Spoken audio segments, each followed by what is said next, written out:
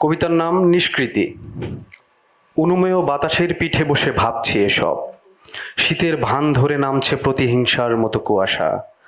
ধেনু চড়ানোর আড়ালে কেউ করছে যষ্ঠী ইঙ্গিত। যদি পারো সুখে নিতে সংকেত ঘ্রাণ, পাবো কি সংকুলহীন চারণভূমি? তুতি গায়ক তুমি, বিঘ্ন ঘটাও এ বাতাসে শানিত ছোবলে। নিবেশে টানো হ্যাচকা মেরে, বাতাসের স্নায়ু হতে নামাও বিভোর করপুটে।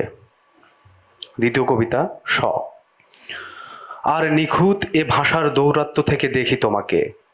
মারমুখী এই বায়ু পপকর্নের মতো ঝরছে শিউলি ফুল, নাকি শিশুরও চুরি করছে তার দোদুল্য ঘ্রাণ।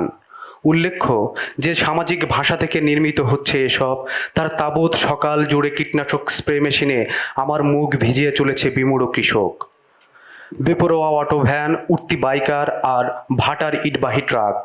ভেবে দেখো এই পঙ্কিল ও ধুলিগুলমের সূচনা আমার। টিপ্পিনি কাটে ফিঙির মতো বাজ খায় মাদক ব্যবসায়ী, তার সহচর দীর্ঘ হাত। অকস্মাৎ ঢলের মতো মাদ্রাসা, মসজিদ, করোনা বাজার, এমনই আমার ভাষার উৎপীড়ন। আর তুমি আজও কি রাবীন্দ্রিক? তোমাকে দেখি তীক্ষ্ণ এক ভাষার কুস্বভাব থেকে। তৃতীয় কবিতা যজ্ঞ। ধারালো নিমগ্নতা থেকে, সময় থেকে ডাকছি তোমার দুলদুল জীবনলতাকে, চেতনা ব্যাকুলতাকে।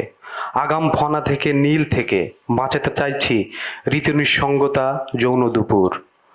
ভোরের ঝড়কা ঘুমপূর্ব ঘরে জোনাকি হয়ে তোমার ভ্রুক্ষেপ যমজ আয়নার মতো স্বচ্ছ করে তুলতে চাইছি। শীত দাঁড়ায় শীত নামার আগেই প্রেমের ধারণা বদলে দাও। জানো তো ভোজনেচ্ছু ময়ূরের প্রিয় খাবার সাপ, তথাপি মেঘ গর্জনে ও পালকে তার প্রতিচ্ছবি গড়ে ওঠে না। ধন্যবাদ সবাইকে।